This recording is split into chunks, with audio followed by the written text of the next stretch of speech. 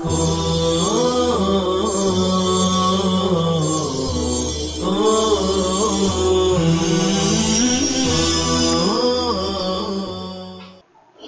اللہ الرحمن الرحیم نحمد و نصلی علی رسول الکریم اما بعد.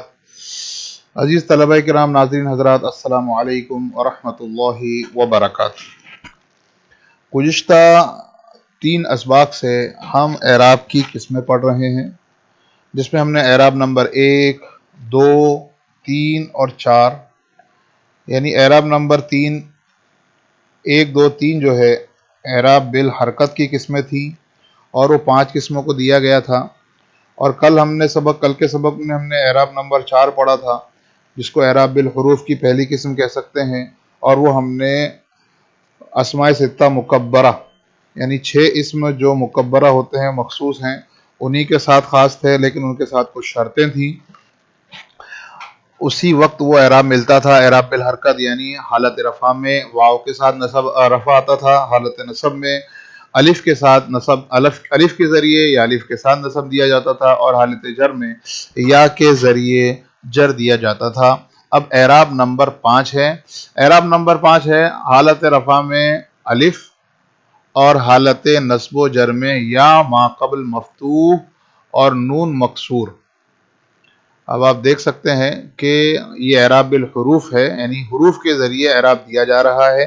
لیکن رفع کی حالت میں اعراب نمبر 4 میں حالت رفع میں واو، حالت نصب میں الف، حالت جر میں یا، یہ بالکل حرکت کو کھینچ کر بننے والی بات تھی. جیسے اعراب نمبر 1 میں تھا حالت رفع میں ضمہ، حالت نصب میں فتحہ، حالت جر میں کسرہ، تو بالکل ویسے ہی اعراب نمبر 4 کے اندر حالت رفع میں ضمہ کو اگر کھینچ دو تو واو بن جاتا ہے، تو واو. حالت نصب میں الف، جیسے فتحہ کو کھینچ کر پڑھیں تو الف بن جاتا ہے. حالت جر میں یا کسرے کو کھینچ دو تو یا بن جاتی ہے. تو بالکل اسی طرح اعراب بالحروف کی جو پہلی قسم تھی وہ اپنے اصل کے مطابق دکھتی ہے، اور اعراب نمبر 4 بھی اس کے مطابق ہے. لیکن اب اعراب نمبر 5 ہے، یہاں پر رفع آ رہا ہے الف کی شکل میں، اور نصب اور جر آ رہا ہے یا ساکن ہے ما قبل مفتوح، اور جو نون ہوگا وہ مکسور ہوگا. اس کے ذریعے اعراب دیا جاتا ہے اعراب نمبر 5. اب یہ کس کو دیا جاتا ہے؟ تو بنیادی اعتبار سے یہ ایسے اسم کو دیا جاتا ہے جو تثنیہ ہوتا ہے، مثنیٰ ہوتا ہے، اور ان لوگوں کو دیا جاتا ہے جو تثنیہ جیسے ہوتے ہیں لفظی اعتبار سے یا معنوی اعتبار سے، جسے ملحقات تثنیہ بھی کہا جاتا ہے. اور یہ کل ملا کے اسماء متمکنہ کی 16 قسموں میں سے 3 قسموں کو تثنیہ کا اعراب دیا جاتا ہے. آپ اس کے نام دیکھ سکتے ہیں.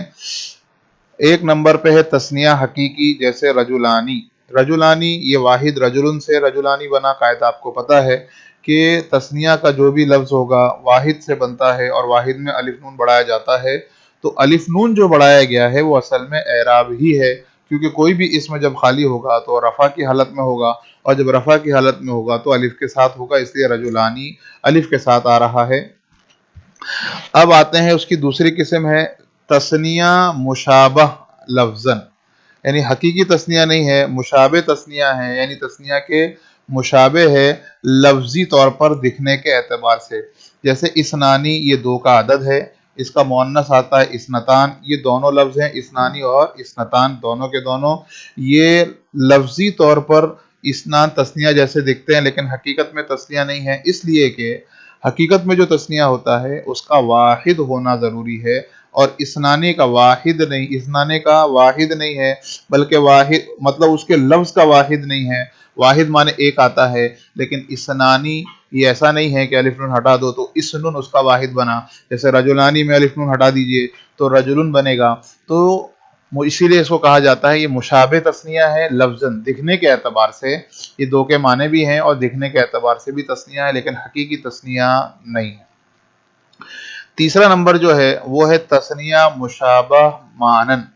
اب یہاں پر معنی کے اعتبار سے مشابہت ہے کہ جیسے تثنیہ میں 2 کا معنی پایا جاتا ہے، کلا اور کلتا میں بھی 2 کے معنی پائے جاتے ہیں، اسی لیے اس کو مشابہ تثنیہ کہا جاتا ہے. لیکن معنن اسنان اور اسنتان تو لفظاً دکھنے کے اعتبار سے، لفظی اعتبار سے، بولنے کے اعتبار سے مشابہ تھے، اور اس کے اندر دکھنے کے اعتبار سے تثنیہ نہیں ہے، لیکن وہ معنی کے اعتبار سے تثنیہ ہے، اسی لیے اسے کہا جائے گا تثنیہ مشابہ معنن، جیسے کلا اور کلتا۔ اب ان کو یہ اعراب دیا جاتا ہے کہ جب یہ حالت رفع میں ہوں گے تو الف آئے گا، حالت نصب و جر میں ہوں گے تو یا ساکن ما قبل مفتوح آئے گا، یہ اعراب آتا ہے۔ آئیے ہم مثالوں کو دیکھتے ہیں۔ تثنیہ حقیقی کی مثال جیسے رجلانی، اس کی 3 مثالیں آپ دیکھ سکتے ہیں، حالت رفیع کی مثال، حالت نصبی کی مثال، حالت جری کی مثال۔ قال رجلانی، 2 شخصوں نے کہا، یہاں پہ قال فعل ہے اور لفظ رجلانی فاعل بن رہا ہے، اور فاعل مرفوعات کی قسم میں سے ہے تو مرفوع ہے، لیکن یہاں پر رفع دیا گیا ہے الف کے ذریعے۔ الف ہے، حالت رفع میں الف دیا جاتا ہے اور تثنیہ کا نون مکسور ہوتا ہے تو رجلانی۔ اب ہم حالت نصبی میں آتے ہیں، قرآن کریم کی مثال ہے فَإِن لَمْ يَكُونَا رَجُلَيْنِ، اب یہاں پر رجلینی یہ یکونا کی خبر بن رہی ہے، کانا یکونو کا اسم ہے، تثنیہ ہے، الف اس کا اسم بن رہا ہے، اور رجلینی خبر، اور آپ کو پتہ ہے کہ کانا وغیرہ کی خبر منصوب ہوتی ہے۔ اب نصب منصوب ہے رجلینی اور نصب دیا گیا ہے یا ساکن ما قبل مفتوح کے ذریعے، تو رجلینی لام محل اعراب ہے رجل کا، اور یا جو دکھ رہی ہے وہ اعراب والی یا ہے جس کے ذریعے نصب دیا گیا ہے۔ حالت جری کی مثال کانتا تحت عبدینی، عبدین، اب یہاں پر تحت مضاف ہے اور عبد یعنی واحد، اور اس کی تثنیہ عبدانی اور عبدینی، تو یہاں پر عبدینی جو ہے یہ تثنیہ ہے، اور جو اعراب دیا گیا ہے وہ یا کے ذریعے دیا گیا ہے، اس لیے کہ تحت مضاف ہے اور عبدینی مضافلے بن رہا ہے، اور مضافلے کو جر دیا گیا ہے یا کی شکل میں، محل اعراب یہاں پر دال ہے، اور جو اعراب ہے وہ آگے جو دیا گیا ہے اعراب بالحروف، یعنی حروف کے ذریعے اعراب دیا گیا، یعنی یا ساکن ما قبل مفتوح اور نون مکسور۔ اب دوسری مثال دیکھتے ہیں مشابہ لفظاً، اسنانی سوا عدل، اسنانی زوا عدل، یہاں پر اسنانی خبر بن رہا ہے ما قبل کا، اس لیے یہاں پر یہ موصوف ہے اور موصوف صفت مل کر خبر بن رہا ہے۔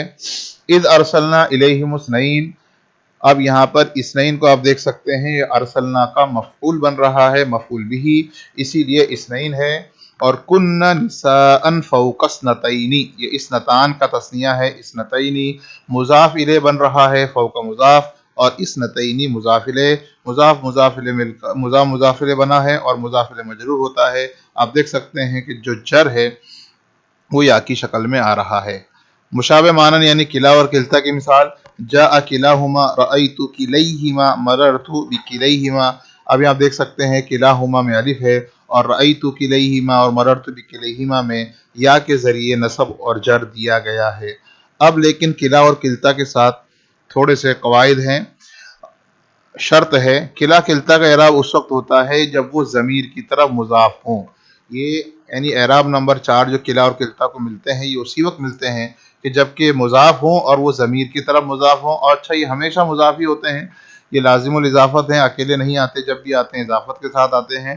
اگر یہ ضمیر کی طرف مضاف ہے تو ان کو اعراب نمبر 5 ملتا ہے، لیکن جب وہ اس میں ظاہر کی طرف مضاف ہو تو اعراب بالحرکت تقدیری ہوتا ہے، حرکت ہوتی ہے لیکن تقدیری یعنی نظر نہیں آتی، جیسے جاء کلا الرجلین، رأیت کلا الرجلین، مررت بکلا الرجلین، آپ دیکھ سکتے ہیں کہ اس میں لام کے بعد الف نہیں پڑھا جا رہا، یا نہیں ہے، وہ کلا الرجلین اعراب تو ہے حرکت کے ذریعے لیکن وہ تقدیری ہے، وہ نظر نہیں آتا۔ تو خلاصہ یہ نکلا کلا کلتا اس وقت اس کو اعراب نمبر 5 ملے گا، جب وہ اعراب نمبر 5 اسی وقت ملے گا کہ جب اس کی اضافت ضمیر کی طرف ہوگی، جب اس کی اضافت اس میں ظاہر کی طرف ہوگی تو وہ ان کو اعراب تقدیری دیا جائے گا، جیسا کہ اعراب نظر نہیں آئے گا اس کو اعراب تقدیری کہتے ہیں۔ اور یہ اعراب نمبر 5 ہوا، حالت رفع میں الف اور حالت نصب و جر میں یا ما قبل مفتوح اور نون مکسور، تو یہ اعراب نمبر 5 تھا جو اسماء متمکن کی 16 قسموں میں سے 3 قسموں کو دیا گیا، تثنیہ حقیقی، تثنیہ مشابہ لفظاً، تثنیہ مشابہ معنن، ان تینوں کو دیا گیا۔ امید کرتے ہیں آپ کو یہ سبق سمجھ میں آیا ہوگا، ملتے ہیں آئندہ سبق میں جس میں ہم اعراب نمبر 6 پڑھیں گے۔ السلام علیکم ورحمۃ اللہ وبرکاتہ۔